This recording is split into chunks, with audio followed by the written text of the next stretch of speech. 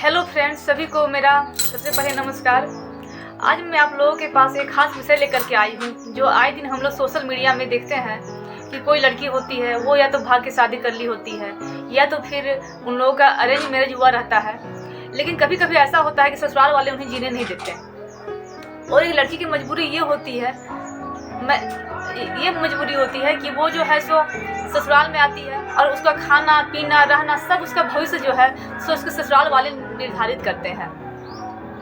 वो अपने मन से ये नहीं कर सकती कि मैं ये करूंगी, मेरा ये सपना है। उसको लोग बोलने के लायक नहीं छोड़ते। हालांकि कुछ परिवार में ऐसा नहीं होता है, मैं सबकी बातें नहीं कर रही हूँ, पर अधिकतर बहुत से लोग इसके शिकार हुए हैं। जो आज फेसबुक में चाहे यूट्यूब में रोती हुई लड़कियाँ आती हैं कि मुझे खाना नहीं है, पीना नहीं, उनके बच्चे बिलखते रहते हैं, उन्हें भूखे रहना पड़ता है। तो आज मैं लड़कियों के माता पिता से ये कहना चाहूँगी कि यदि वो लड़कियों के माता पिता बने हैं, उन्होंने लड़की को जन्म दिया है, तो उनका सबसे बड़ा कर्तव्य ये है कि वो अपने लड़कियों को पढ़ा लिखा कर कम से कम इतना जरूर पढ़ा ले कि वो अपने लिए 2 जून की रोटी कमाना सीख ले और कमा के वो खा ले। वो किसी पर 2 रोटी के लिए किसी के घर में कुत्ते की तरह ना पड़ी रहे। ये चीज़ बहुत ही जरूरी मुद्दा है जो आए दिन हम लोग देखते हैं। कहीं ना कहीं बहुत से लोग इसके शिकार भी हैं। अतः कभी भी यदि बेटी पैदा हो गई तो उसको अपने पैरों पर खड़ा करने के लिए जी जान लगा दें, ना कि उसके लिए वर ढूंढने के लिए उसको भारी भरकम दहेज दें। ये सबसे ही इम्पोर्टेंट बात है अपनी लड़कियों को सुखी करने के लिए। मान लीजिए कि आपकी बेटी ससुराल में है और वो दुख काट रही है, वो एक कुत्ते की तरह जिंदगी जी रही है।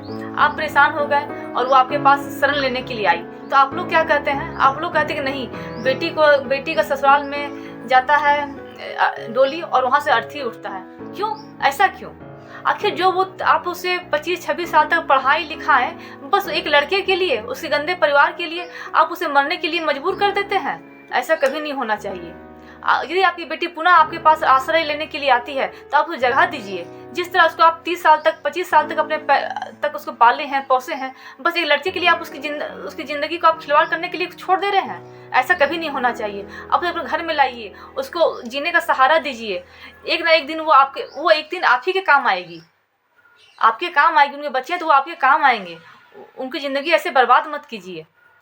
और इसलिए ये सबसे ज़रूरी यह है। और आपको जो समाज वाले ताना मारते हैं ना, वो ताना इसलिए मारते हैं क्योंकि वो लड़की कुछ करती नहीं है और आपके यहाँ आकर के वो भी बस 2 जून की रोटी खाने के लिए बैठी रहती है। तो यदि वो अपने से खुद से कमाएगी ना, इस लायक रहेगी कि 2 जून की रोटी कमा पाएगी, खुद से कमाएगी और आप लोग को भी खिला पाएगी, तो वो लड़की आपको बोझ कभी नहीं आएगी और समाज वाले आपको ताना भी कभी नहीं मार पाएंगे।